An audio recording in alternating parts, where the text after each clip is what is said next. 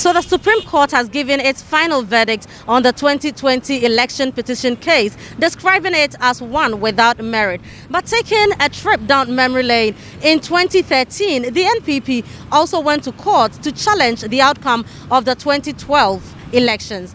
How similar or different was that from this case?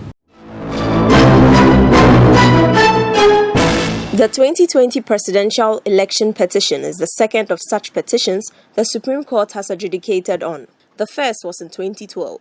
The two petitions, which have some similarities, also have some significant differences. Some major similarities include the personalities involved in the two petitions. The petitioner in the 2020 petition, John Dramani Mahama, and second respondent Nana Addo Dankwa Akufo-Addo were all involved in the 2012 petition.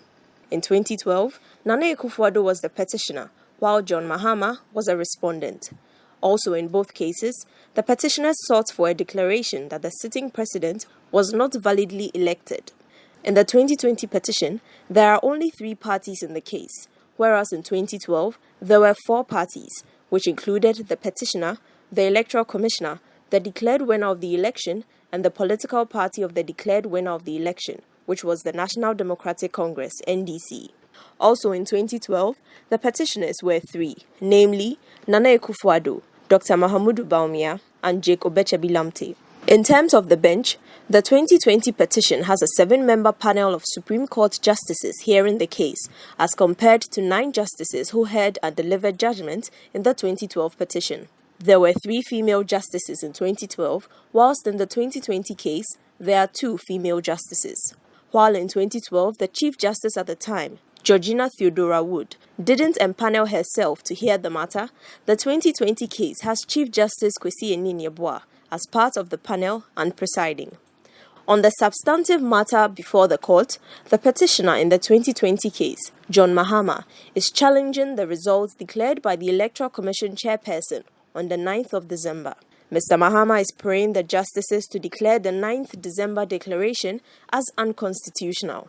He is also asking for the annulment of subsequent amendments by the EC, explaining that they were announced without a prior recollation in the presence of the agents of the candidates, as required by Constitutional Instrument 127.